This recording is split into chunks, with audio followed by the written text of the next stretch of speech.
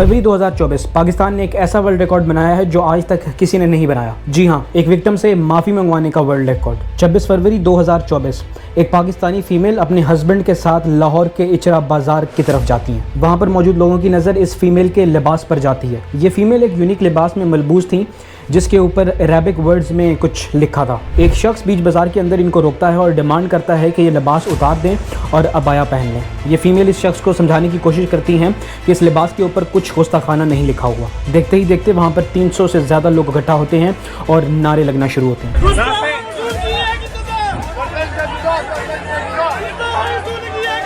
ये फीमेल जो fear, anxiety और डिप्रेशन जैसे तमाम इमोशन से गुजर रही थी, इनको एक दुकान के अंदर बिठाया जाता है। ये फीमेल डर और खौफ से दुकान के कोने में बैठी थी और मौके पर पुलिस पहुंचती है, इन्हें रेस्क्यू करती हैं और ये एस्टैब्लिश होता है कि इस कुर्ते पर कोई गुस्ताखाना इबारतें नहीं लिखी हुई। एक बहादुर फीमेल ऑफिसर शेर बानो नकवी इनको रेस्क्यू करती हैं और ये एस्टैब्लिश होता है कि इस लिबास के ऊपर कोई गुस्ताखाना चीज़ें नहीं लिखी गई। लेकिन इस सब सिनेरियो के बाद जो हुआ वो बहुत इंटरेस्टिंग है। पुलिस इन फीमेल को और जिन्होंने इल्ज़ाम लगाया उनको पुलिस स्टेशन लेकर जाती है। लेकिन पुलिस स्टेशन में हुआ कुछ यूँ कि जहाँ पर इल्ज़ाम लगाने वालों के खिलाफ कार्रवाई होनी चाहिए थी, वहीं पर इस फीमेल से माफ़ी मंगवाई गई।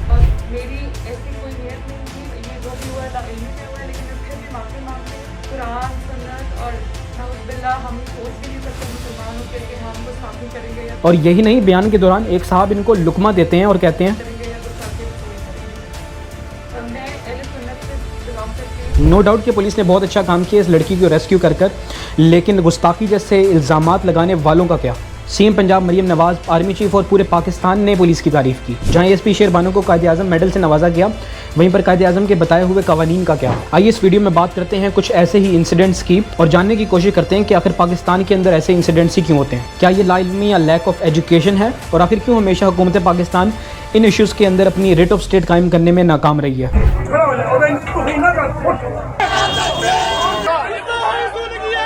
जी मैं पढ़ा नहीं है, मारना कत्ल करना होता तो ये भी हो जाता, मारना होता तो खुद ना मार देते। यहाँ पर मैं उस पुलिस ऑफिसर को शाबाश देना चाहती हूँ जिसने कल एक खातून की जान बचाई। इचरा बाजार का इंसिडेंट कोई पहला इंसिडेंट नहीं है, हमें हर साल कुछ ऐसे ही इंसिडेंट्स देखने को मिलते हैं।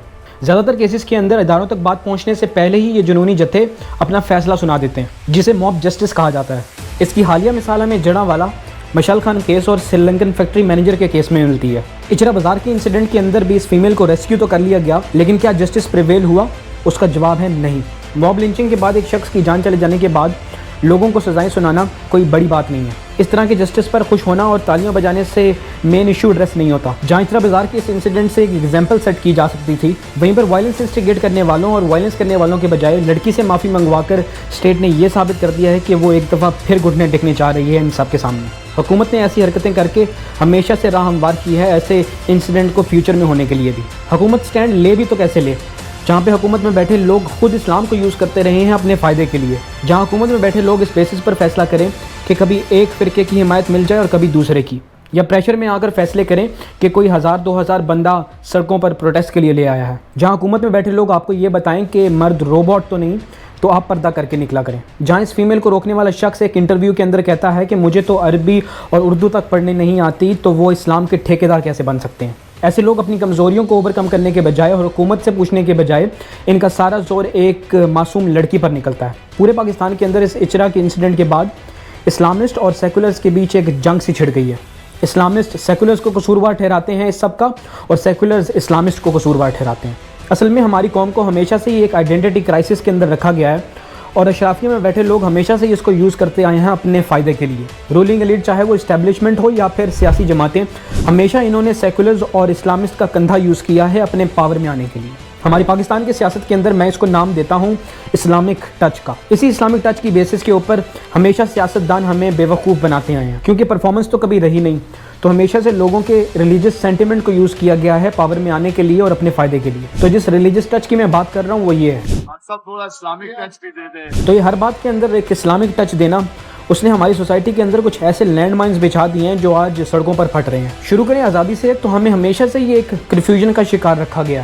آزادی سے ہی ہم کنفیوز رہے ہیں کہ پاکستان ایک اسلامک اسٹیٹ ہوگا یا پھر ایک سیکولر اسٹیٹ، اور یہ ایک ایسی کنفیوژن ہے جس کا شکار ہم آج تک ہیں۔ پاکستان کی پولیٹیکل ایلیٹ اور کلرجی نے ہمیشہ سے پاکستان کو ایک لیبارٹری کی طرح یوز کیا اور یہاں پر ہر طرح کے تجربے کیے ہیں۔ ان سب ایکسپیریمنٹس کے بعد پاکستان کو ایک کلیئر آئیڈیالوجی تو نہیں ملی، لیکن پولرائزیشن اتنی بڑھ گئی جس کے نتائج آپ آج گلی محلے کے اندر دیکھ رہے ہیں۔ جس کو بھی موقع ملا اس نے اسلام کو یوز کیا، کبھی ہمیں سیکولرزم بیچنے میں، کبھی سوشلزم اور کبھی فنڈامنٹلزم بیچنے کے اندر۔ شروع کریں 1949 سے، تو لیاقت علی خان صاحب نے آبجیکٹیو ریزولوشن کی بنیاد رکھی۔ آبجیکٹیو ریزولوشن کے اندر پاکستان کو ایک فیڈریشن بنانے کی بات کی گئی، پاکستان کے آئین یعنی کانسٹیٹیوشن کو اسلام کے ماتحت کرنے کی بات کی گئی، فنڈامنٹل رائٹس کو اڈاپٹ کرنے اور مائنورٹیز کے رائٹس کی بات کی گئی۔ لیکن پولرائزیشن کا المیہ دیکھیے کہ ہمیں 10 سال لگے ایک آئین بنانے کے اندر۔ پاکستان کے اندر پہلا کانسٹیٹیوشن آتا ہے 1956 کے اندر، یعنی 10 سال تک پاکستان کو غیر شرعی اور غیر اسلامی رکھا گیا، اور 1956 کے اندر پاکستان کو نام دیا گیا اسلامک ریپبلک آف پاکستان کا۔ اسلام کو پاکستان کا اسٹیٹ ریلیجن بنایا گیا اور یہ کہا گیا کہ ایک مسلمان ہی ہیڈ آف اسٹیٹ ہو سکتا ہے، لیکن یہ نہیں بتایا گیا کہ کون سے فرقے کا مسلمان ہیڈ ہوگا۔ 1956 کے کانسٹیٹیوشن کے اندر الفاظ کا چناؤ بہت ہی مہارت کے ساتھ کیا گیا، جیسے کہ all citizens are equal in front of law, یعنی قانون کے سامنے تمام لوگ ایک جیسے ہوں گے، لیکن سوشل سیٹنگ کی بات ہی نہیں کی گئی۔ اسی طرح مائنورٹیز کے بارے میں آرٹیکل 27 اور آرٹیکل 14 کے اندر بس 2-3 لائنیں ہی لکھنا پسند کی۔ وہیں پر اسلامک پروویژننگ کے بارے میں پورا چیپٹر لکھا گیا اور بتایا گیا کہ کیسے، کب اور کہاں ہوگا۔ اینی ویز 1958 کے اندر ایوب خان صاحب آتے ہیں۔ ایوب خان صاحب آتے ہی کہتے ہیں کہ یہ کیا سب تماشا لگایا ہے، میں بتاؤں گا کہ ملک کیسا ہونا چاہیے۔ ایوب خان صاحب عوام کو ماڈرنائزیشن اور سیکولرزم کا پارٹ پڑھانا شروع کرتے ہیں، اور دوسری طرف زیادہ تر ریلیجس پارٹیز یعنی JUI جیسی پارٹیز کو بین کرنا شروع کرتے ہیں۔ ایوب خان صاحب کے دور کے اندر ہی ہماری اسلامی اسٹیٹ کے اندر امریکی ڈالر آنا شروع ہوتے ہیں۔ ایوب خان صاحب فیملی لا آرڈیننس پاس کرتے ہیں، جس کے اندر شادی کی رجسٹریشن، شادی کی عمر 16 سال اور دوسری شادی کرنے سے پہلے پہلی بیوی سے اجازت لینے کی آرڈیننس پاس کی گئی۔ اسی کے چلتے ایوب خان صاحب 1962 کے اندر ایک اور کانسٹیٹیوشن لاتے ہیں اور پاکستان ایک دفعہ پھر غیر اسلامی ریاست بن جاتا ہے۔ پاکستان کا نام اسلامک ریپبلک سے دوبارہ ریپبلک آف پاکستان بن جاتا ہے۔ ایوب خان صاحب کے اس فیصلے سے پاکستان کی ساری کلرجی سڑکوں پر آ گئی، لیکن آپ کو پتہ ہے ڈنڈے کے سامنے کون ٹک سکتا ہے۔ لیکن ہمارے اسلامک سینٹیمنٹس جاگتے ہیں 1965 کے پریزیڈنشیل الیکشنز کے اندر، جب فاطمہ جناح سامنا کر رہی تھیں ایوب خان صاحب کا۔ ان الیکشنز کو جیتنے کے لیے جہاں ایک طرف ایوب خان صاحب نے کانسٹیٹیوشن کے اندر انڈائریکٹ الیکٹورل سسٹم اناؤنس کیا، وہیں دوسری طرف محترمہ فاطمہ جناح کے خلاف ایک نیریٹو بنایا گیا کہ عورت کا الیکشنز کے اندر کھڑا ہونا اسلام کے قوانین کے خلاف ہے۔ ایوب خان صاحب کی ہپوکریسی دیکھیے کہ جو ماڈرنائزیشن اور سیکولرزم کی بات کرتے تھے وہ اس معاملے میں بالکل چپ تھے۔ وجہ کیا تھی؟ کرسی۔ اس بات میں کوئی شک نہیں کہ محترمہ فاطمہ جناح عوام کے اندر بہت پاپولر تھی، لیکن تھوڑا سا اسلامک ٹچ اور انڈائریکٹ الیکٹورل سسٹم سے صرف فاطمہ جناح 35% ووٹس ہی لے پاتی ہیں۔ اور پھر آتے ہیں ذوالفقار علی بھٹو، جنہوں نے پیپلز پارٹی بنائی سوشلزم کی آئیڈیالوجی کے اوپر۔ ذوالفقار علی بھٹو نے عوام کے اندر نعرہ لگایا روٹی کپڑا اور مکان کا۔ تو ذوالفقار علی بھٹو، جن کو یہ سمجھا جاتا تھا کہ بہت فارورڈ تھنکر اور جنہوں نے امیر اور غریب کے بیچ کا فرق ختم کرنا تھا، تو ذوالفقار علی بھٹو صاحب 1970 کے الیکشنز میں ایسٹ پاکستان کے ساتھ جو ہوا وہ ہوا، لیکن سبق کوئی حاصل نہیں کیا۔ تو ایسٹ پاکستان کے پاکستان سے جدا ہونے کے بعد ذوالفقار علی بھٹو صاحب کو یاد آتا ہے کہ اسلامک ٹچ تو دیا ہی نہیں۔ تو ذوالفقار علی بھٹو صاحب 1973 کا کانسٹیٹیوشن لاتے ہیں اور انٹروڈیوس کرتے ہیں اسلامک سوشلزم کو۔ بھٹو صاحب کو یہ سمجھ آ گیا تھا کہ اگر اسلامک ٹچ نہ دیا تو یہ جو بچے کچے پیچھے ووٹس ہیں یہ بھی ہاتھ سے چلے جائیں گے۔ لیکن قدرت کا نظام دیکھیے کہ انہی ذوالفقار علی بھٹو صاحب کے خلاف PNA کا الائنس بنتا ہے اور تحریک نظام مصطفیٰ لانچ کی جاتی ہے۔ یہی تحریک نظام مصطفیٰ ذوالفقار علی بھٹو صاحب کے آگے جا کر ڈیتھ سینٹنس کی وجہ بنتی ہے۔ اس کے بعد آتے ہیں ضیاء الحق صاحب، جو اسلامک ٹچ کی گاڑی کو سیدھا ڈالتے ہیں چوتھے گیئر کے اندر۔ ضیاء الحق صاحب کی ایک طرح سے ایک پازیٹیو چیز یہ تھی کہ ہی واز ویری کلیئر کہ شریعہ لا ہوگا چاہے اس کے کانسیکوینسز کچھ بھی ہوں، اور ضیاء الحق صاحب نے اپنی اس آئیڈیالوجی کو کافی حد تک امپلیمنٹ بھی کیا۔ ضیاء الحق صاحب حدود آرڈیننس لاتے ہیں جس کے اندر زنا، چوری اور بدکاری کی سزائیں بتائی گئیں۔ پھر شراب کو بین کیا گیا، کوڑے مارنے، چوری پر ہاتھ کاٹنے اور سٹوننگ ٹو ڈیتھ جیسی پینلٹیز انٹروڈیوس کروائیں کہ پاکستان کے اندر جو بھی قوانین بنے وہ اسلام کے قوانین کے مطابق ہو۔ لیکن آج اس فیڈرل شریعہ کوڈ کو اتنا ڈسفنکشنل کر دیا گیا ہے کہ زیادہ تر لوگوں کو تو پتہ بھی نہیں کہ فیڈرل شریعہ کوڈ بھی ہے پاکستان کے اندر۔ اب ایسے ہوگا تو ظاہر ہے کہ ٹی ایل پی جیسی جماعتیں تو سامنے آئیں گی۔ جب سسٹم ایک چیز کی حفاظت نہیں کر سکتا تو ظاہر ہے لوگ اپنی حفاظت خود کریں گے۔ تو ضیاء الحق صاحب نے شریعہ لاز امپلیمنٹ تو کیے، لیکن ریئلٹی یہ ہے کہ اس کے نتائج کچھ اچھے پاکستان میں نہیں آئے۔ ضیاء الحق صاحب کے دور کے اندر ہی پاکستان میں فرقہ واریت آنا شروع ہوئی، سنی شیعہ کے دنگے ہونا شروع ہوئے،